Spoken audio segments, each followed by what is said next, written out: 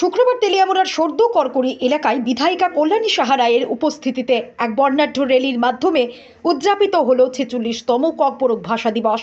1979 সালের 19শে জানুয়ারি ককবরক ভাষাকে সরকারি ভাষা হিসেবে স্বীকৃতি প্রদান করা হয়। সেই থেকে এই দিনটিতে ককবরক ভাষা দিবস পালিত হয়। এদিন র্যালিতে অংশ নিয়ে এলাকার বিধায়িকা কল্যাণী সাহা রায় বললেন, জনজাতি গোষ্ঠীর জন্য ককবরক ভাষাকে আগামী দিনে আরও শক্তিশালী করা হবে। শুধু তাই নয়, তাদের জন্য সরকার শিক্ষা থেকে শুরু করে সমস্ত কিছু অগ্রাধিকারের ভিত্তিতে দেখছে। প্রত্যেক জাতি গোষ্ঠীর একটা নিজস্ব ভাষা রয়েছে, যে ভাষা মাতৃভাষা যাদের আমরা বিশ্বাস করি মাতৃভাষা মাতৃদুগ্ধের সমান। মায়ের দুধ খেয়ে যেমন আমরা বেঁচে থাকি, বড় হই, তেমনি ভাষার মাধ্যমেও আমাদের মধ্যে সম্পর্ক সুদৃঢ় হয়। আমরা মাতৃভাষায় যখন কথা বলি প্রত্যেকের মধ্যে প্রেম ভালোবাসা জাগরিত হয়। তো এবার ককবরক দিবস 46 ইয়ার্স কমপ্লিট করছে। তো 46 ইয়ার্সে আমরা আজকে এখানে সম্মিলিত হয়েছি। হুকুমত বদলের যে এনজিও রয়েছে তারা প্রত্যেক বছর এই ককবরক দিবসকে কেন্দ্র করে সারা দিন একটা প্রোগ্রাম রাখে, যেটা শুরু হয় একটা র্যালির মাধ্যমে, যে র্যালিতে এলাকার সমস্ত ছাত্রছাত্রীরা বয়স্করা প্রত্যেকেই অংশগ্রহণ করে।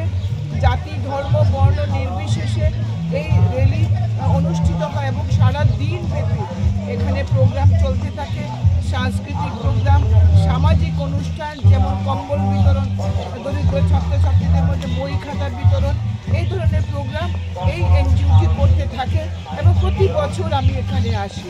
তাই আজকেও আমি এখানে এসেছি। আপনারা দেখতে পাচ্ছেন একটা সুদৃশ্য র্যালি, যেখানে ছোট্ট ছোট্ট ছেলে মেয়েরা তাদের চিরাচরিত পোশাক পরে আমাদের সঙ্গে পায়ে পা মিলাচ্ছে।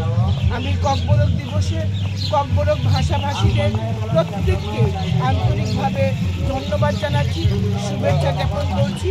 আগামী দিনে ককবরক ভাষা আরও মজবুত হোক এই প্রার্থনা করছি। আর ম্যাডাম, আজকে যে ককবরক যে জাতি যে ত্রিপুরা যা কালচার লয়ে যে এখানে যে স্টাফেজ করেছে ওই বিষয় নিয়ে আপনি কী বলবেন? দেখুন, আমাদের সরকার জনজাতিদের ডেভেলপমেন্টে, আমাদের ভারতবর্ষের সরকার, দেশের প্রধানমন্ত্রী নরেন্দ্র মোদী, দেশের স্বরাষ্ট্রমন্ত্রী অমিত ভাই শাহ নিরন্তর কাজ করে চলেছেন।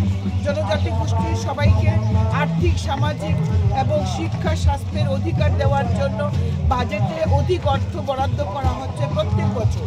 এবং আমাদের রাজ্য সরকারও এই জনজাতি গোষ্ঠী ত্রিপুরাসাদের জন্য কাজ করছেন। এডিসিকে অধিক অর্থ বরাদ্দ থেকে শুরু করে সমস্ত জায়গায় তাদের স্বাস্থ্য, শিক্ষা, তাদের বেঁচে থাকা, এই বিষয়গুলো নিয়ে রাজ্য সরকার অত্যন্ত আন্তরিক। রাজ্যের মাননীয় মুখ্যমন্ত্রী প্রফেসর ডক্টর মানিক শাহ অত্যন্ত আন্তরিকভাবে কাজ করছে।